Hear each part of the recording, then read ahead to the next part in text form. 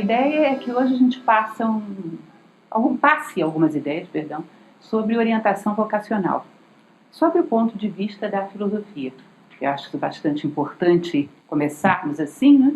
Eu sou professora de Nova Acrópole, meu nome é Lúcia, porque esse tema, orientação vocacional, é um tema específico, com um viés específico. Tem profissionais que tratam disso dentro da psicologia, não é o meu caso.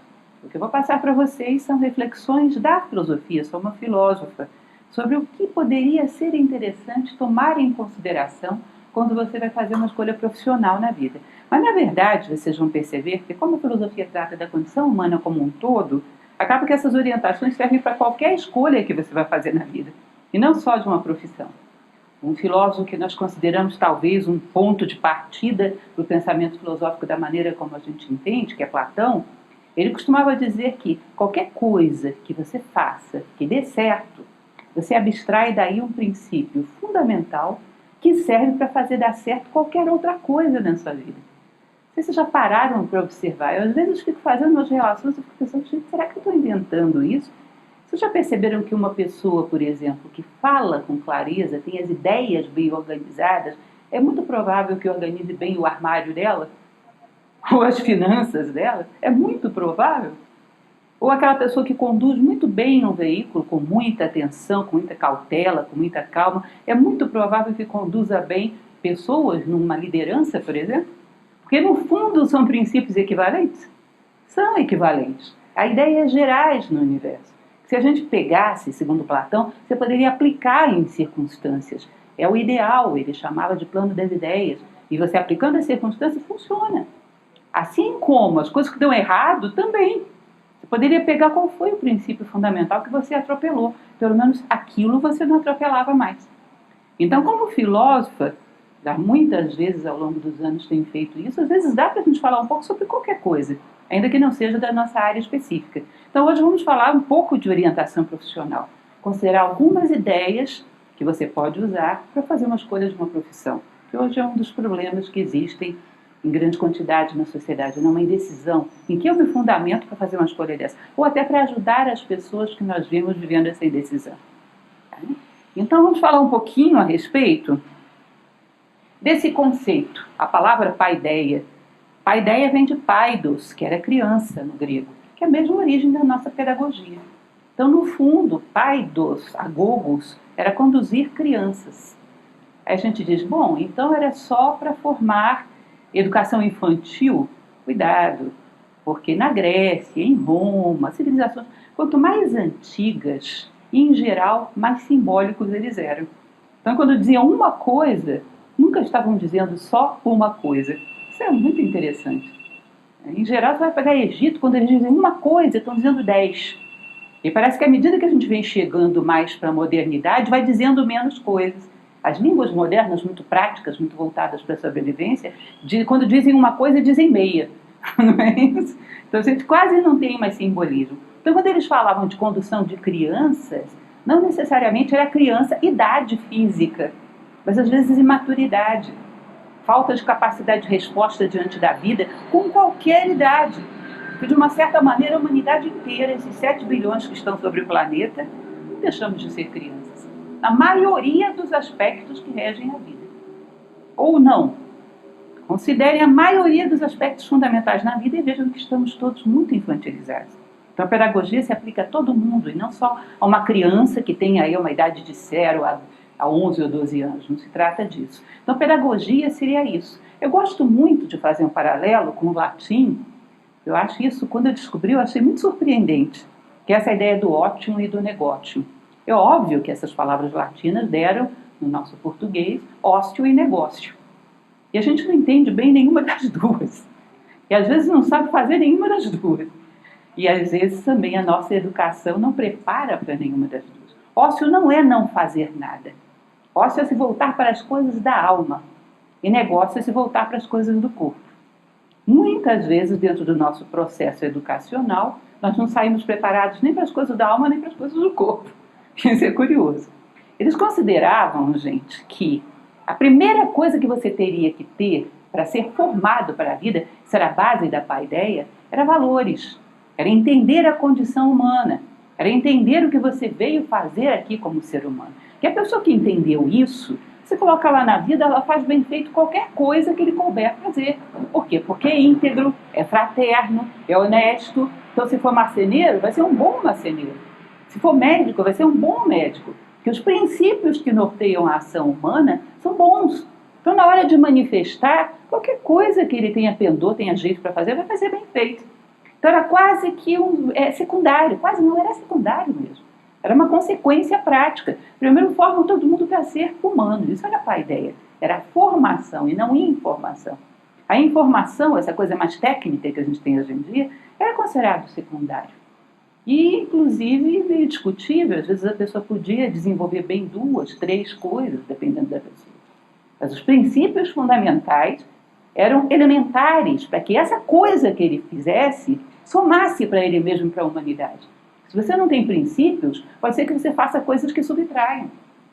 Ao invés de somar, façam com que a humanidade fique pior do que estava antes.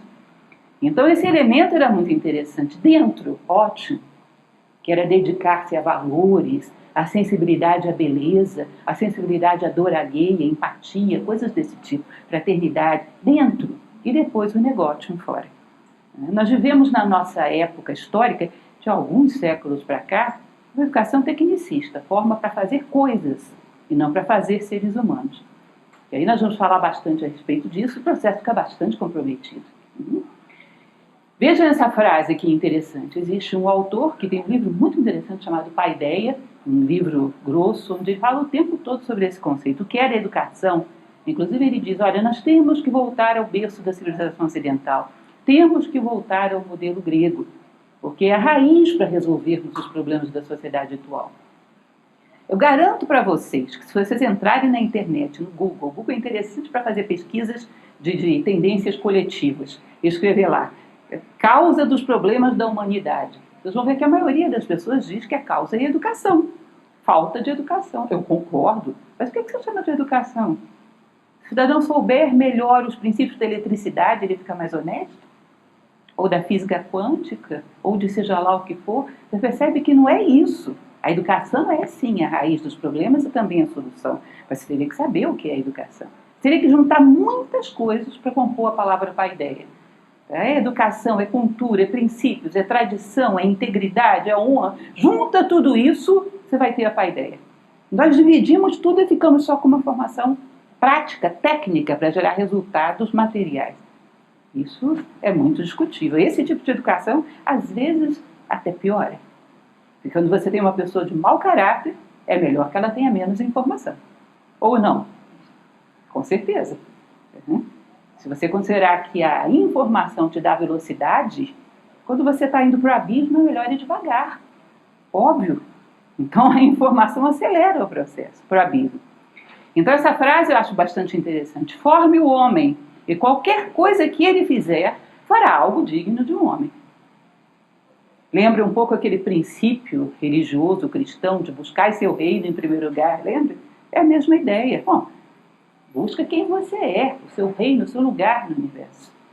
A sua identidade, aquilo que os orientais chamam de Dharma, e tudo mais será dado para acréscimo. Tudo fluirá como deve fluir numa civilização humana. Essa frase é platônica e é realmente muito interessante. Ele diz, melhor a ignorância absoluta do que o conhecimento em mãos inadequadas. Muito óbvio, até dispensa explicações, né? É evidente que quando se trata de um bandido, por exemplo, a inteligência é uma virtude, mas o bandido é melhor que seja burro. Ou não? A esperteza é uma virtude, mas o bandido é melhor que seja tolo. Se nós considerarmos, hoje quando falamos de violência, coisas desse tipo na sociedade atual, em geral a gente pensa naquele cidadão que está na rua, batendo a carteira, fazendo isso, fazendo aquilo, mas a ponta do processo que desencadeia os fatores de violência da sociedade, em geral, são as cabeças mais laureadas da sociedade, que vão gerar lá na ponta esses fatores. E nem por isso não existe uma proporcionalidade entre um pós-graduado em Harvard e o nível de honestidade dessas pessoas. Muitos dos escândalos internacionais têm pessoas desse nível por trás. Não existe uma relação direta. E Platão dizia, olha, cuidado, antes de passar a informação, veja o nível da pessoa. Veja a qualidade humana, porque a informação potencializa. E vai potencializar qualquer coisa que você tem em mãos. E não é certo potencializar qualquer coisa. Ou seja, informação é responsabilidade. Deveríamos avaliar. Vocês imaginam um tipo de vestibular desse? Ao invés de eu saber se você sabe os princípios da tabela periódica, saber se você é honesto, se você tem caráter, se você tem equilíbrio, autodomínio, para a gente parece absurdo, né? Porque inclusive não saberíamos nem muito bem como avaliar isso. Porque a pessoa que avaliaria teria que ter essas coisas todas. Isso é um pouco raro. Mas isso seria o correto segundo essa concepção platônica. Um vestibular de valores. Então você ensina, porque se é uma pessoa honesta, bem intencionada, ela tem muita rapidez para adquirir qualquer conhecimento prático que você passe para ela. E o resto flui. Mas esses princípios, vocês já viram alguém fazer cursinho de princípios? Cursinho intensivo de 6 meses para ficar íntegro. 1 ano intensivão para ficar honesto. Cadê? Isso não é tão simples. Então esse era um princípio considerado fundamental na educação. Agora, isso pode parecer para vocês, e é mesmo, um pouco fora de foco, porque eu vim aqui para falar sobre orientação profissional. E estou falando de educação e paideia o tempo todo. Mas é importante que a gente perceba que esses elementos da paideia clássica, da educação grega, a sociedade atual não contempla. Ou seja, em geral a gente não recebeu. Aí o que faz? Senta e chora? Não. Se você percebe que isso é necessário, nós temos a possibilidade, como se diz naquela frase tão famosa, de sermos arquitetos do nosso próprio destino. Adquirirmos esses valores por esforço próprio. Porque se você se coloca diante de uma dificuldade da vida para fazer uma escolha, por exemplo, uma escolha profissional, sem princípios, a possibilidade estatística de você fazer uma escolha equivocada é muito grande. Você vai pela massa. E a massa, em geral, não tem muito bom senso nas suas escolhas. Então, não estou num tempo ideal. Não recebi a educação grega, coitadinho. Vamos todos chorar juntos. Não, vamos atrás de princípios. Vamos pegar a herança que todas as civilizações deixaram e vamos aprender por nós mesmos. Porque imaginem vocês que círculo vicioso é esse. Eu não fui bem educado, não educo bem a próxima geração. Que também não foi educada, também não educa bem. Fica todo mundo chorando junto. Não, em algum momento alguém vai ter que quebrar isso. E poder dizer, eu não recebi, mas eu vou ter. Que a partir daqui as pessoas vão ter que ter. Isso é um processo de autotransformação que é factível para o homem. Eu quero fazer boas escolhas, eu vou aprender agora o que seria fundamental para fazer boas escolhas. Isso é o processo filosófico. Isso é o que fazemos em Nova Acrópole e em todo o mundo. O trabalho de usar a filosofia como autoformação. Chega de procurarmos terceirizar as responsabilidades daquilo que não temos. Vamos nós atrás daquilo que não temos. Então, o que isso tem a ver com a escolha profissional? A filosofia procura trazer de volta esses valores, esses critérios fundamentais para que você faça qualquer escolha na vida. Algumas reflexões. Você nunca vai encontrar um filósofo sério na vida, pelo menos eu nunca encontrei. Nunca é uma palavra forte, né? Mas é muito provável que você nunca encontre um filósofo que diga, faça medicina, faça biologia, não vai te dizer o que você vai fazer. Nem isso, nem qualquer outra coisa da sua vida. Brigue com fulano, faça as pazes com fulano. Ele não vai dizer o que você deve fazer. Isso tiraria de você um direito sagrado, que é o desenvolvimento do discernimento. A capacidade de escolha da filosofia existe para isso. Mas ele vai te dar elementos para você olhar a situação por vários outros ângulos, que você não estava vendo até então. Nós ficamos viciados com aquele elemento do coletivo, com aquele ângulo que o coletivo contempla, que é muito limitado, segundo os nossos valores atuais, se é que podemos chamar isso de valores. Então a filosofia vai te mostrar outras possibilidades, para que você possa considerá-las ao tomar uma decisão. Isso já ilumina, isso já dá um nível de liberdade que vocês não fazem ideia. Para isso nasceu a filosofia. Mas ela não vai tirar de você não só o direito, mas o dever de fazer as suas próprias escolhas. Que assim é que se cresce, inclusive quando erramos. Sabemos discernir por trás do erro qual foi o elemento que não levamos em consideração. Então, vamos falar um pouco a respeito desses critérios e valores que podemos considerar para fazer escolhas na vida. Eu costumo dar um curso, que inclusive se vocês tiverem interesse, existe no canal da Nova Acrópole no YouTube, que é Administração e Planejamento do Tempo. É claro que lá no YouTube ele está reduzidinho para 1 hora, que é o que é possível nessa circunstância. Mas eu acho tão interessante, porque tem certos elementos fundamentais. Uma das coisas é essa, a ideia-chave. Você quer começar a planejar qualquer coisa na sua vida, a primeira coisa que você tem que pensar é no todo. Vocês já ouviram falar daquela história da ISO 9000? Ação local com visão global? Bom, se até uma empresa para ser ISO 9000 tem que pensar assim, um ser humano também. Eu teria que pensar na minha vida como um todo e descobrir onde eu quero chegar com isso. Para saber o que eu tenho que fazer agora. É o velho exemplo que eu sempre uso. Eu quero construir uma casa virada para o nascente. Então eu sei o que eu tenho que construir hoje. Começar a cavar as fundações. É uma casa de 2 andares. Fundações de tal estrutura, de tal profundidade. Não é assim?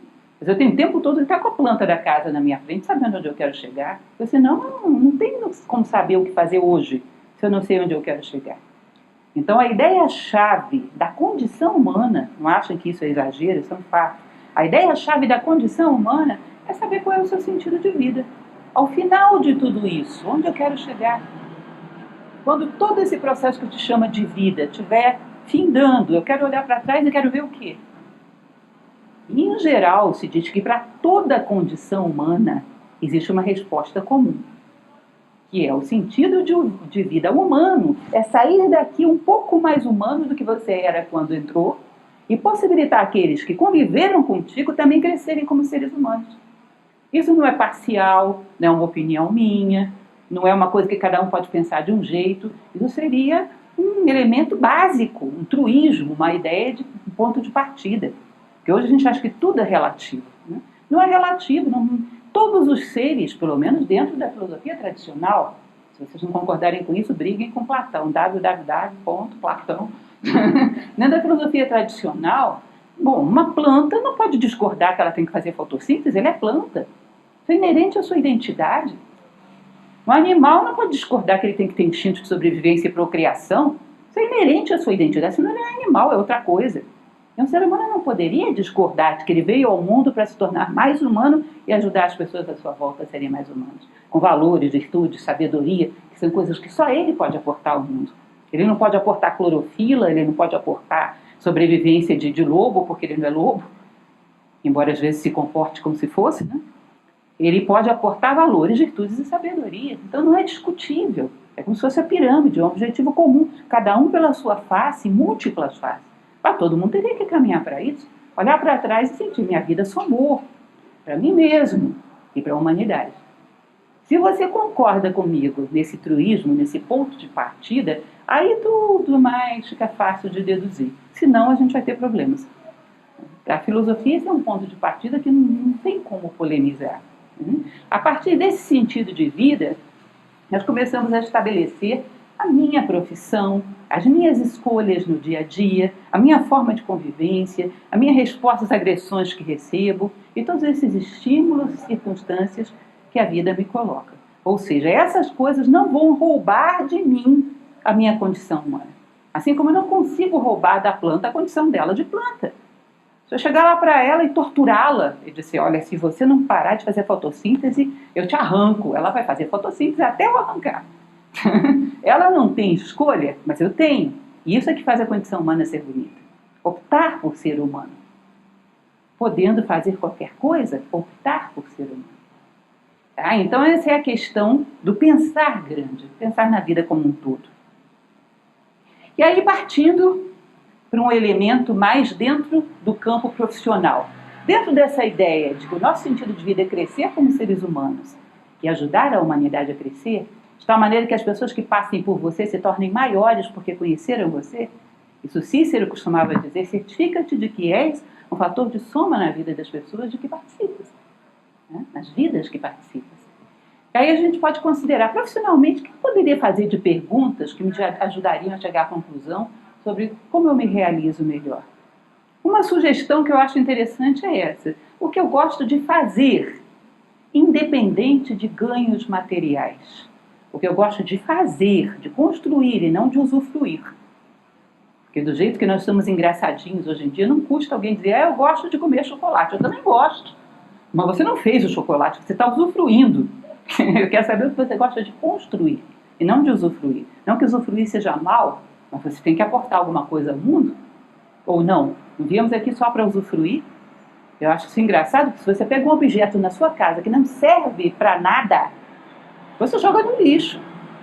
Mas nós achamos, essa nossa humanidade atual, que cada um de nós pode não servir a nada, veio aqui só para ser servido, só para usufruir.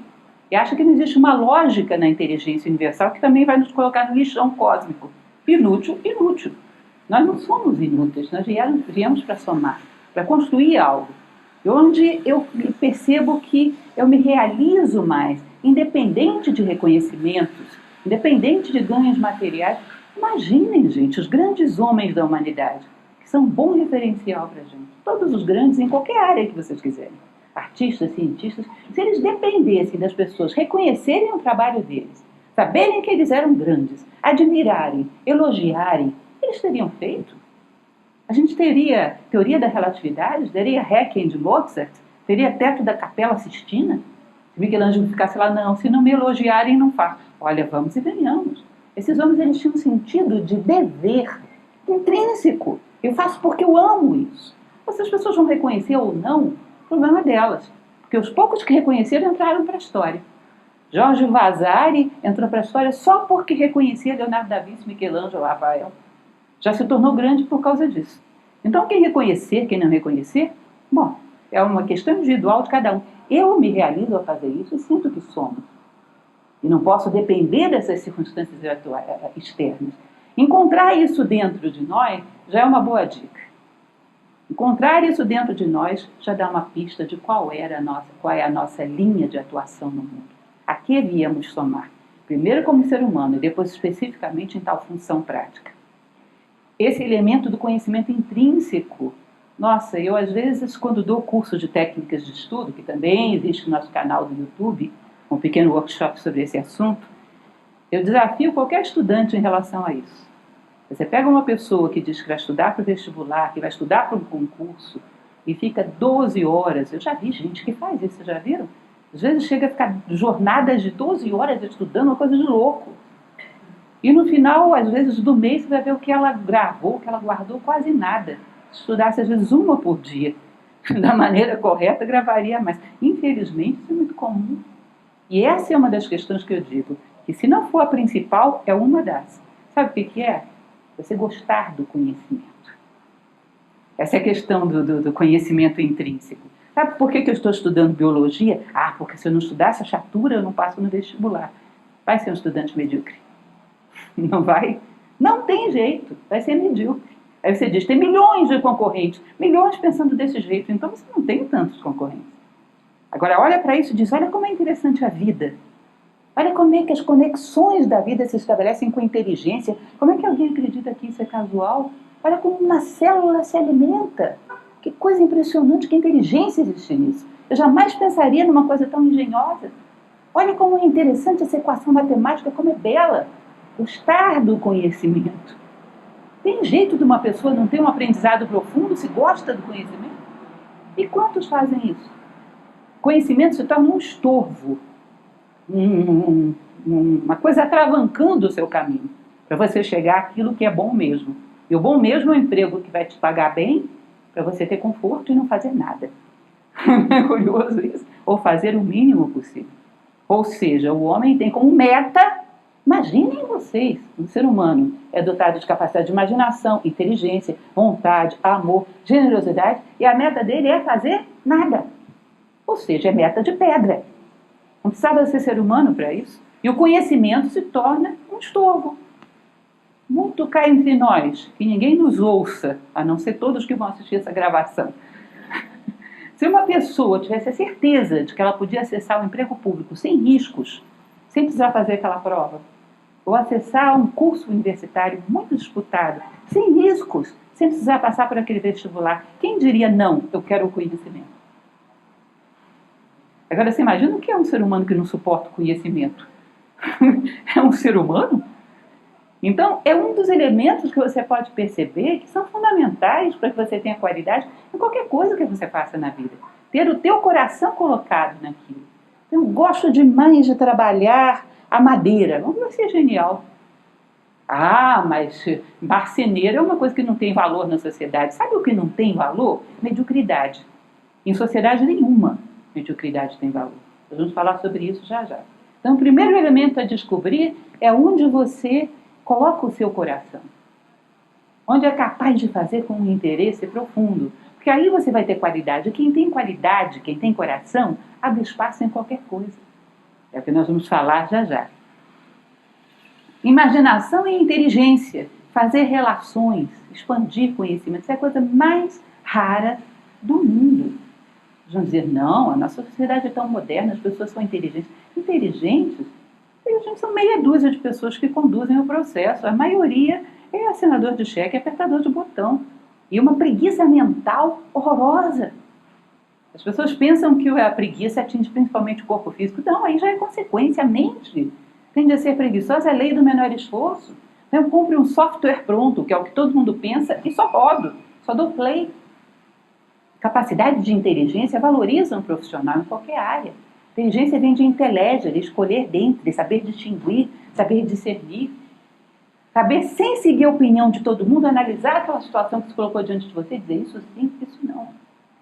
Eu fico muito impressionada, às vezes, ao ver determinados golpes que se aplicam dentro da sociedade. Não que eu esteja isenta disso, mas a gente vê acontecer, a pessoa liga e fala as coisas mais absurdas e as pessoas caem, passam conta bancária, depositam dinheiro, e pessoas aparentemente muito bem informadas, mas uma incapacidade de discernimento para serem enroladas, capazes de acreditar em cada dogma, cada alienação.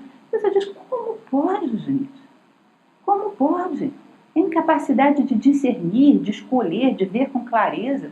Às vezes você olha nas gerações lá atrás, pessoas com muito menos cultura, mais sagazes, com capacidade, com senso, com capacidade de distinguir o que é e o que não é. Inteligência é inteligere, escolher dentro, saber ver o que é e o que não é. E a máxima inteligência, escolher dentro de você quem você é e quem você não é. E a sociedade está despejando em você como máscaras que estão sendo oferecidas todos os dias. Ou seja, a máxima inteligência é a identidade. E isso valoriza um ser humano, porque ele é capaz de olhar uma situação que surge diante dele como se fosse a única da vida dele, sem querer comparar qualquer outra coisa para facilitar, sem querer generalizar. Ele é capaz de imaginar saídas que não é o que todo mundo está fazendo, é o que ele está vendo como mais lógico. Isso é uma coisa que valoriza o ser humano de uma maneira tremenda, mesmo do ponto de vista financeiro. Vocês vão ver uma coisa interessante dentro da sociedade, para quem analisa um pouco a economia de mercado. Quando existe uma crise, todo mundo indo para o buraco, não tem sempre um empresário espertinho que está subindo no meio da crise? Sabe por quê? Ele foi capaz de pensar. E esses são os profissionais mais bem pagos da sociedade, que sabem pensar. Que não vão na multidão, não vão no rebanho. No meio da crise ele pensa, compara com o passado, vê as frestas de oportunidade e entra, ainda que sozinho. A preguiça mental faz com que a gente prefira ir para o abismo com a multidão do que se salvar sozinho. Dá muito trabalho, muito risco. Então, imaginação e inteligência te permite fazer relações, expandir conhecimento. Isso é um elemento fundamental, mas exige que você aprenda a pensar. E não é pensar só quando você vai fazer medicina ou marcenaria. É pensar em tudo na sua vida. Não existe uma possibilidade de você setorizar a sua vida. Quando eu for exercer a minha profissão, eu vou ser inteligente. Na minha casa, eu vou ser um estúpido. Não tem como. A tua mente não vai reconhecer essa fronteira. Não tem jeito. Ou você pensa a sua vida em tudo, numa relação, no que é viável, no que é, não é, nas suas escolhas, ou você não vai pensar em lugar nenhum. Ou você para, segura as emoções e raciocina um pouco diante das situações que se apresentam, ou não vai fazer isso em lugar nenhum. Eu me recordo que eu morei muito tempo, só uma pequena brincadeira para descontrair. Eu morei algum tempo em Belém do Pará, na Amazônia, e lá existe um parque muito bonito. Minhas filhas eram pequenas na época, e a partir de um determinado momento eles colocavam uma cordinha e diziam, não passe daqui, porque é perigo de serpentes. A minha filha era pequena, tinha uns 7 anos, ela dizia, mamãe, como essa serpente é esperta.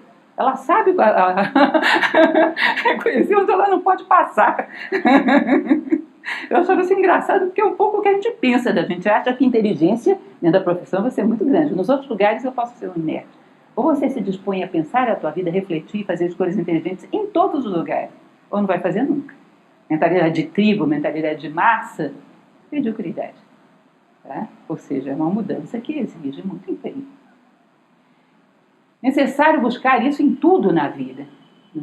Platão costumava dizer, os homens bons Ou seja, o que é um homem bom? Que toda a sua ação busca beneficiar a maior quantidade possível de pessoas e não só atender os seus interesses, serão homens capacitados. Isso é muito lógico. Imaginem vocês o que é um homem capacitado. Capacitado para quê? Para fazer muito sucesso, para ganhar muito dinheiro em detrimento dos demais? Um farsante? Não, isso é capacitado não como homem. Eu não estou aqui para formar máquinas. Nós estamos aqui para tentar formar homens. Capacitado como homem é aquele que no final da vida está realizado e à sua volta ele é uma pessoa que fez diferença. Um homem que corresponde à condição humana é um homem que vai ser capacitado, não tem outro jeito. Ah, não, ele é desonesto, ele é mentiroso, ele é farsante, mas como profissional é muito bom. Eu gostaria de estar na mão de um médico desse, numa sala de cirurgia? Gostariam que alguém que vocês amam estivesse? Olha, eu não gostaria, não. Um mentiroso, um farsante, mas ele mexe bem com o bisturi. Não, pera lá, não. Não. Óbvio que é uma relação muito clara sobre o esforço que essa pessoa vai fazer para até o último momento dar o seu melhor para aquele paciente. O coração que vai colocar naquilo. É óbvio que isso vai ter influência no resultado dessa cirurgia. Eu não gostaria que alguém assim mexesse com uma pessoa que eu amo. É uma relação que parece óbvia, mas hoje em dia a gente já não considera. Nós vamos ver quantos anos a pessoa estudou e não ser uma pessoa íntegra. Compromisso. Isso é uma outra coisa interessante. Então eu descobri que eu tenho vocação, sei lá, para ser médica ou para fazer uma outra profissão qualquer. Vocês vão perceber que ainda que isso seja real, que eu tenha realmente esse pendor profissional, qualquer profissão que você escolha, qualquer escolha que você faça na vida, tem contratempos, tem dificuldades, tem aquelas coisas que não são tão boas. O mundo é dual. Nem todos os dias vai ser engraçadinho ser médico. Tem dias que você vai ter um paciente chato, ou vai ser maltratado, ou qualquer profissão que você esteja. É instável. O mundo tem cumes e vales, é dual. O mundo não é retilíneo, é dual. Então só existe uma forma para que você não ache que ser médico hoje é bom e amanhã é péssimo. É o compromisso. Compromisso sempre foi um elemento que a gente acha que compromisso é para os outros cobrarem as coisas da gente. Então compromisso é nosso com a nossa consciência. Para que nós possamos dar resposta à instabilidade. Senão não faríamos nada na vida. Não seríamos capazes de um sentimento. Porque eu amo hoje porque você é bonzinho, amanhã você é chato, eu não amo mais. Não seríamos capazes de estabelecer a construção de uma obra de arte. Hoje está agradável, amanhã já é chato. Não seríamos capazes de, sei lá, nos dedicarmos a uma saúde de uma pessoa. Nada seria feito de grandioso. Se eu não pudesse garantir uma constância, que as minhas emoções, os meus estados de humor vão fazer isso. É natural. Mas algo em mim tem que passar por cima dessas instabilidades. Isso é retilíneo. Eu me comprometi com isso. Eu honro aquilo com que me comprometi. E isso garante que eu vou ser fiel ao meu sentido de vida até o final. Toda a história da humanidade foi a fórmula que as civilizações estabeleceram para fazer com que o homem enfrentasse a sua própria instabilidade. Comprometer-se e levar a sério o compromisso. Sabe o que é levar a sério os seus compromissos? Uma palavra chamada honra. Dignidade. Que é uma das primeiras daquela lista lá da condição humana. Honra, dignidade. Eu levo a sério as coisas com que eu me comprometi livre e espontaneamente. A menos que haja um obstáculo muito claro, eu vou levar as coisas até o final. Porque senão não vai encontrar nada que você consiga dar continuidade para a sua vida como um todo. Seja qual for a opção profissional que você faça. Então é o que pinta. Os relacionamentos hoje estão bons, amanhã não estão. Hoje eu gosto de uma pessoa, amanhã não gosto. Não tenho amizade, não tenho amigos, não tenho profissão, não tem nada. O homem que não é capaz de honrar compromissos não tem nada. Um amador e profissional. Existe um cidadão atual, contemporâneo, ainda está vivo, um escritor norte-americano, romancista histórico, chamado Steven Pressfield. Esse Pressfield tem algumas obras das quais eu gosto muito particularmente uma chamada Guerra da Arte. Ele vai falar sobre essas duas categorias, o amador e o profissional. Diz que o amador vem, sim, da mesma raiz da palavra amor. Ele ama, mas é um amor meio paixão. Gosto hoje, amanhã não gosto, hoje eu estou com vontade, amanhã não estou. Ele diz que o profissional, o que ele insere além do amador, é exatamente o compromisso. A capacidade de se manter apesar de qualquer adversidade. Ele fala de uma maneira muito engraçada, ele diz que é a mentalidade da marmita. Eu estou pronto para a adversidade. estou pronto para carregar a marmita, estou pronto para ter calo nos pés, não importa. Eu não estou com uma paixão que me subiu à cabeça. Eu estou com um amor que está fixo dentro do meu coração, gravado e que vai me manter no caminho, aconteça o que acontecer. Ele diz que um profissional é uma pessoa com quem a vida pode contar. Não é muito bonito isso? Um profissional, ele não é uma pessoa apaixonada, ele tem um tipo de amor tão sólido que é aquela pessoa com quem a vida pode contar. E se você quer ter uma profissão séria, que realmente te realize e traga alguma coisa ao mundo, você vai ter que ser um profissional, óbvio, né? A consequência é natural. Amadorismo é, eu pensei que fosse isso, deixa eu partir para outra. E nunca vai chegar a lugar nenhum. Porque não vai haver uma única profissão que não tenha os seus contratempos. E nós, com os nossos caprichos de só fazermos o que é agradável, o agradável é muito diferente do bom, porque não temos um gosto tão depurado assim, nunca vamos construir nada. Crianças mimadas buscando só o chocolate. Nunca vamos construir nada. Como eu falei para vocês, hoje temos essa máxima, o que dá dinheiro. Tá bom, quem sou eu para desprezar isso? Não precisa sobreviver. É uma questão básica. Quem sou eu para desprezar isso? Mas olha, vamos e ganhamos. Massificação gera mediocridade. Mediocridade não dá dinheiro. Eu me recordo quando eu era criança, adolescente, naquela época o meu pai... Porque houve uma época que as profissões, em termos de carreiras acadêmicas, eram muito limitadas, né? Fazia medicina, ou fazia direito, ou sei lá, fazia uma engenharia. Aí o meu pai costumava dizer, eu achava muito engraçado, que na época dele, você sacudia uma árvore, caíam 30 advogados, e corriam mais 30 para defender aqueles 30 que tinham caído. Não vou discutir se tinha tanto advogado assim ou não tinha, mas o fato é que se você considerar essa massa de pessoas indo numa mesma direção, que a sociedade estigmatizou que só isso dá dinheiro, quem vai ter sucesso no meio dessa massa? Um ou dois que realmente têm talento para isso. Que aí vão desenvolver inteligência, imaginação, o resto só desvaloriza a profissão. Era uma massa medíocre. Eu acho muito interessante, alguns anos atrás, inclusive guardei essa reportagem que via num desses veículos de informação famosos da mídia, que contava a história de um dono de uma padaria brasileiro, atual, que ficou riquíssimo. Eu achei aquilo insólito. Você já imaginou uma pessoa que quer ficar rica abrir uma padaria? Uma coisa assim, um pouco lugar comum. Aí eles entrevistaram esse cidadão, ele criou uma franquia no Brasil inteiro.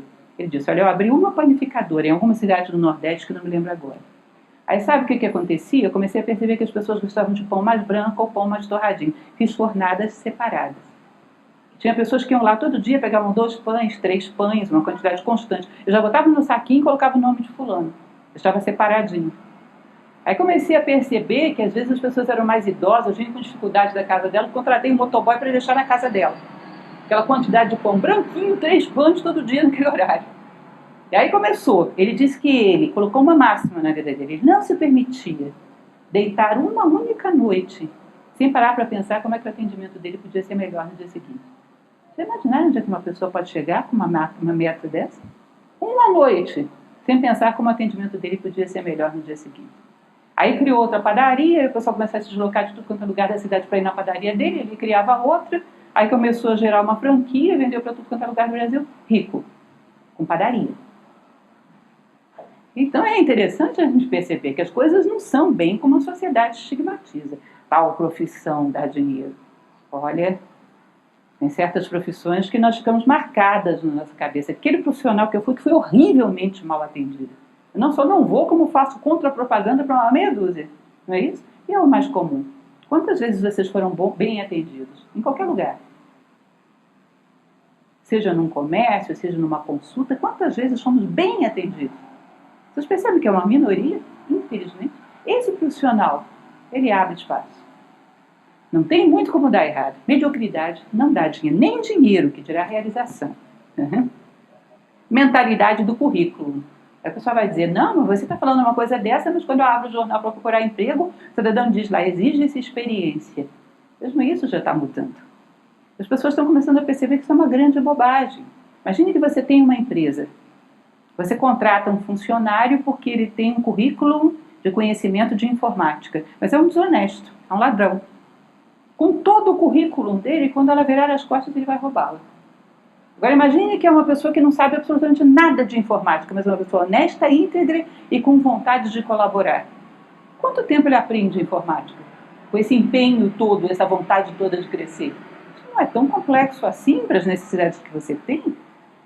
Né? Talvez para ser Bill Gates é muito complexo, mas para as necessidades que você tem, não. Em, sei lá, 6 meses, 1 ano, ele aprende tudo que você precisa. Mas é aquilo que eu falava no princípio. Se ele tem currículo e é desonesto, você conhece algum cursinho de 6 meses de honestidade? Ou de interesse? Ou de foco? De autodomínio para conviver com o resto dos funcionários? Você conhece esse cursinho? Não existe isso. Esse processo de formação é longo e exige um empenho muito grande. Então, mesmo essa questão hoje já se discute, porque qualquer empresário pensa, bom, uma pessoa com valores é uma joia. E essas pessoas são muito disputadas dentro do mercado. Aprendizado técnico é muito mais fácil. Então, não considerem as coisas tão objetivas assim. Para vocês, para esses jovens que às vezes a gente orienta, não considerem as coisas tão quadradinhas assim, porque não são. Eu recomendo muito esse texto, para quem não conhece. É um hit parade da internet. Isso foi escrito em 1899. Já foi impresso aos milhões pelo mundo afora. Um jornalista americano escreveu esse texto, Mensagem a Garcia.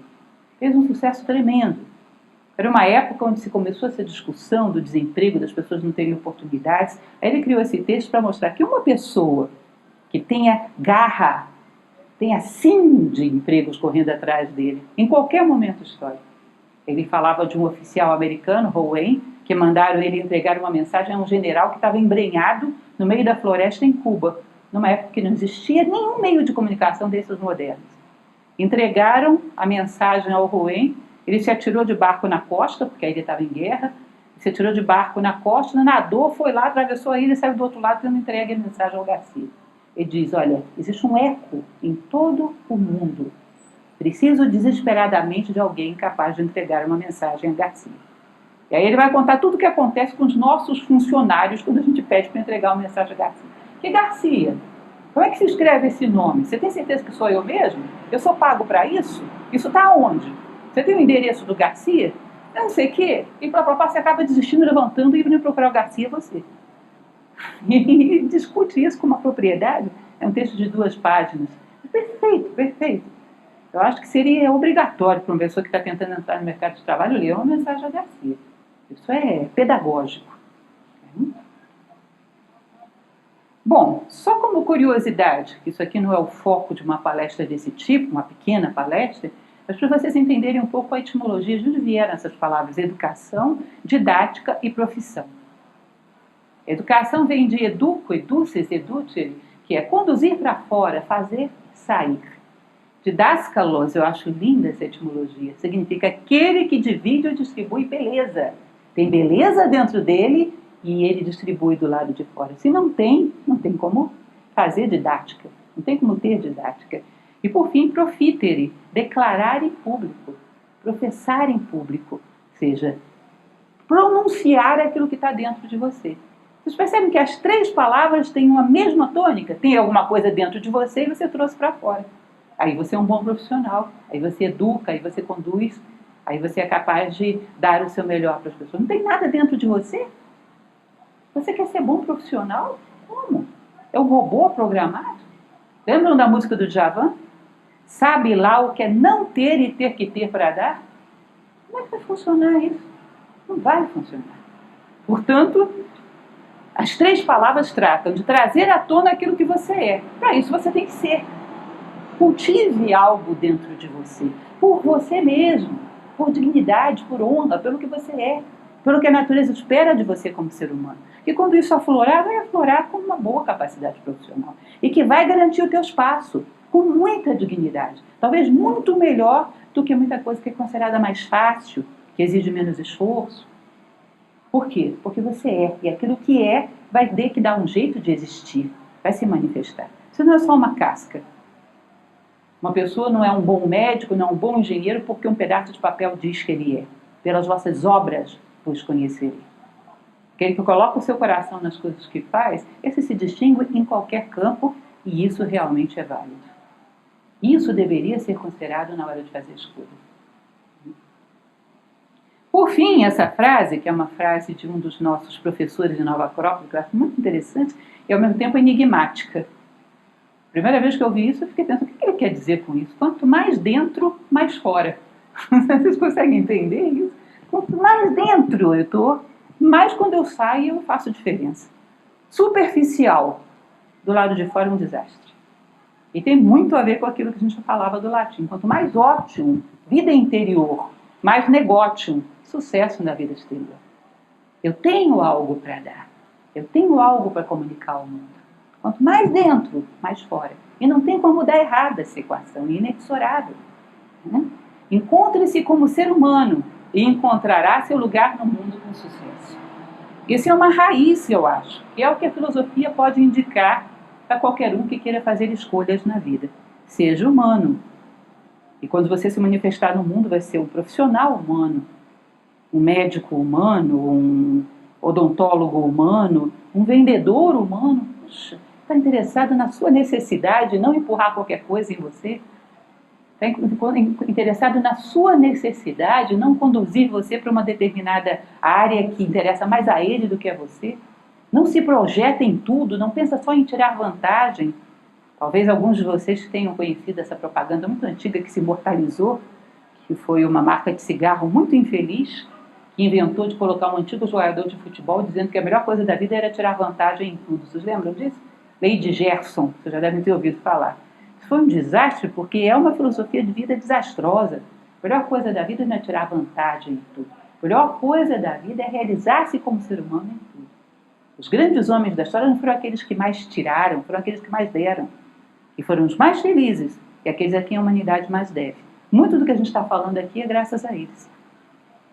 Então essa condição humana fundamental, e pensar em colocar o seu coração nas coisas e não considerar certos falsos mitos da sociedade atual, é o primeiro elemento que eu considero que um jovem deveria ser orientado para escolher uma profissão. E que nós deveríamos considerar em qualquer decisão na nossa vida. Se você decide como ser humano, a probabilidade de dar certo é muito alta. Porque é isso que a natureza espera de você. Esse seria basicamente o aporte que a filosofia teria. Não digo que seja só isso, não é uma pequena conferência nossa, né? Alguns elementos para tomarmos como ponto de partida que a filosofia teria para oferecer sobre esse assunto. Bom, e é isso. Eu lembro a vocês que o trabalho de Nova Acrópole é exatamente isso. O nosso sonho é fazer novamente, reencarnar essa paideia grega, considerar a filosofia como formação mais do que como informação. Estamos no mundo inteiro fazendo isso, somos voluntários, estamos no mundo inteiro fazendo isso. É interessante perceberem que filosofia se aplica em qualquer setor da vida, mas não dizendo o que você deve fazer, sempre te iluminando possibilidades do ponto de vista humano. Como ser humano você pode fazer isso, isso, isso e isso.